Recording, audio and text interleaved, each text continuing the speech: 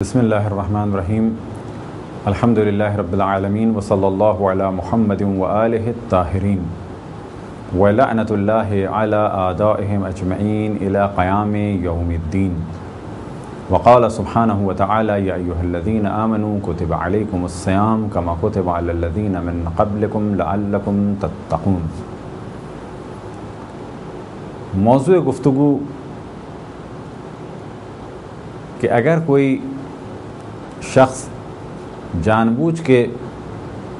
ان مبتلات صوم میں سے یعنی جن چیزوں کے ذریعے سے روزہ باطل ہوتا ہے انہیں انجام دے تو قضا تو اس پر لازم ہے، آیا کفارہ بھی لازم ہوگا یا نہیں لازم ہوگا؟ اب اس جانب توجہ رہے کہ اگر آپ میں سے کوئی شخص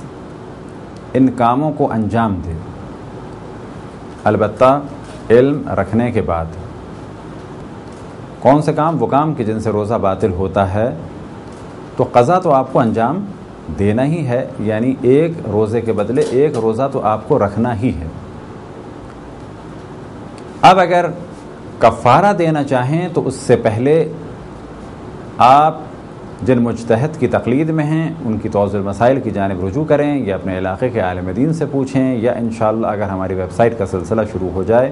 تو کانٹیکٹ میں رہیں اور خصوصاً اس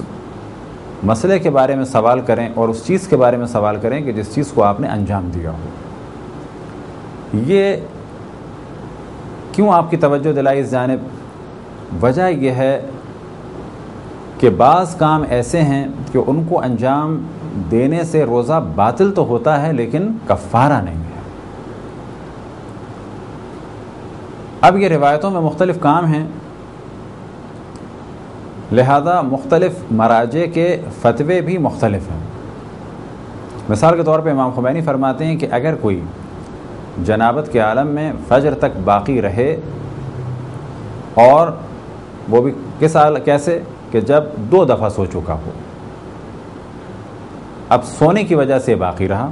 اسی طریقے سے فرماتے ہیں اگر کوئی جان بوجھ کر قے کرے تو اس کا روزہ باطل ہے لیکن اس پر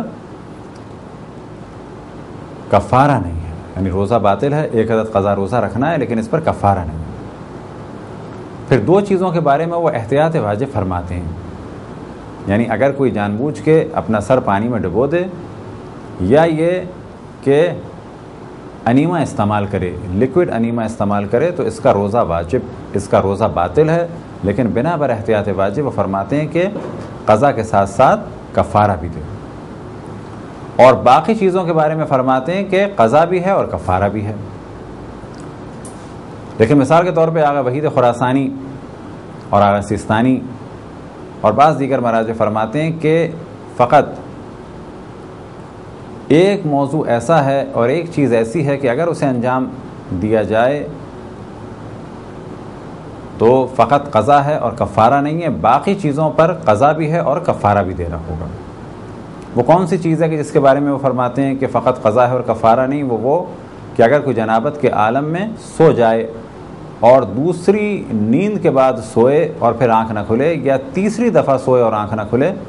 تو یہاں پر اسے فقط قضا انجام دینی ہے، کفارہ انجام نہیں دینا ہے، لیکن باقی جتنی چیزیں ہیں ان کے لیے قضا بھی ہے اور کفارہ بھی ہے۔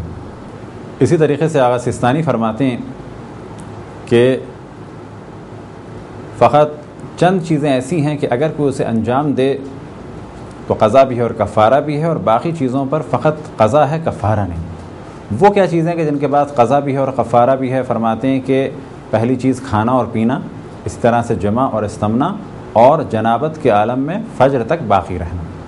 باقی جتنی چیزیں ہیں اگر کوئی انہیں انجام دے تو اس پر قضا تو ہے لیکن کفارہ نہیں ہے۔ اب یہاں پر ایک اور سوال ذہن میں آ سکتا ہے کہ بعض افراد ایسے ہیں ہمارے معاشرے میں کہ جو مسائل کو نہیں جانتے، تو ان کے بارے میں کیا حکم ہے؟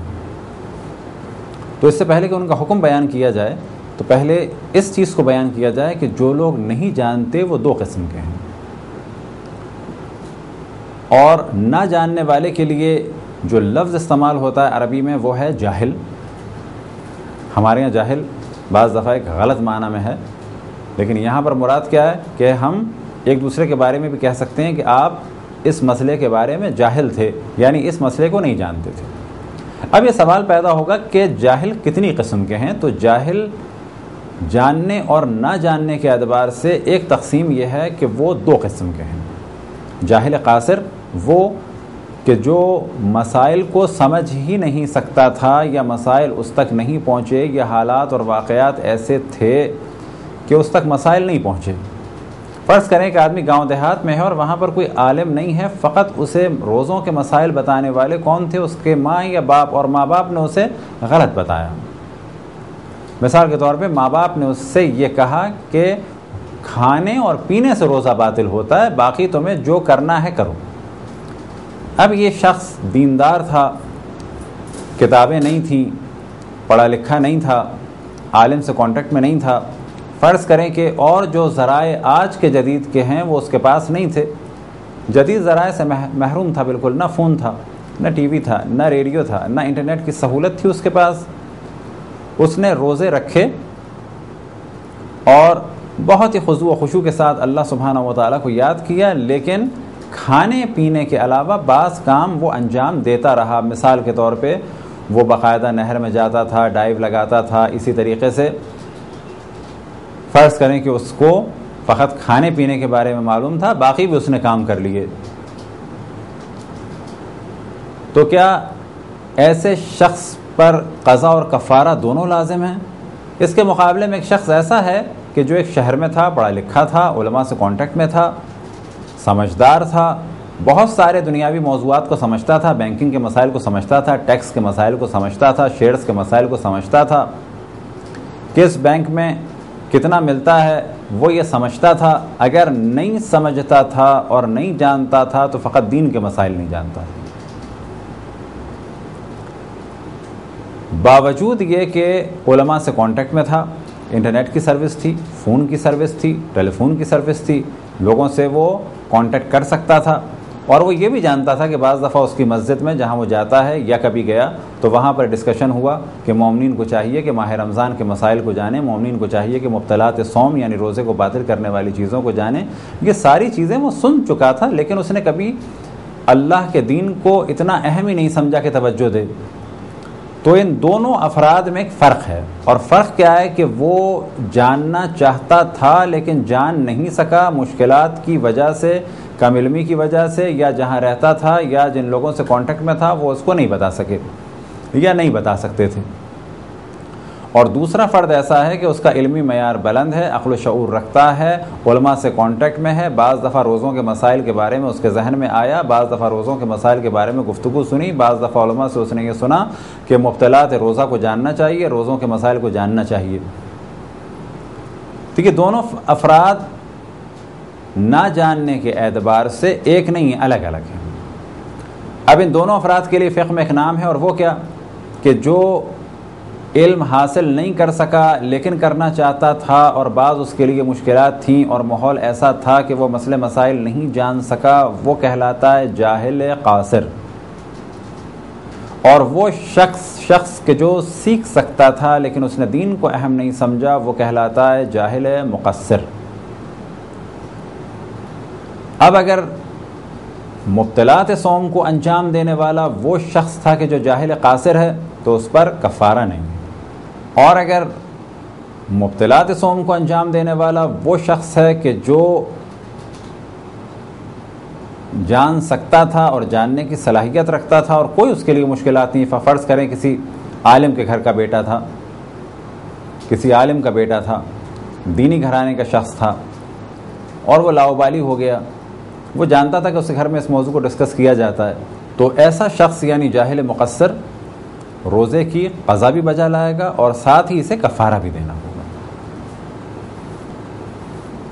اب یہ تو تھا پہلا مرحلہ کہ جاہل کی دو قسم ہیں، جاہل قاصر اور جاہل مقصر، کہ ان کی توجہ ہی نہیں تھی، جانتا ہی نہیں تھا۔ جاہل قاصر اس کا الگ حکم، توجہ نہیں تھی لیکن جان سکتا تھا، حالات اچھے تھے، جس جگہ پہ رہتا تھا وہاں پر علماء تھے، یہ ہے جاہل مقصر۔ اب یہ توجہ رہے خصوصاً نوجوانوں کی اس امر کی جانب کہ آج کا دور جدید ہے،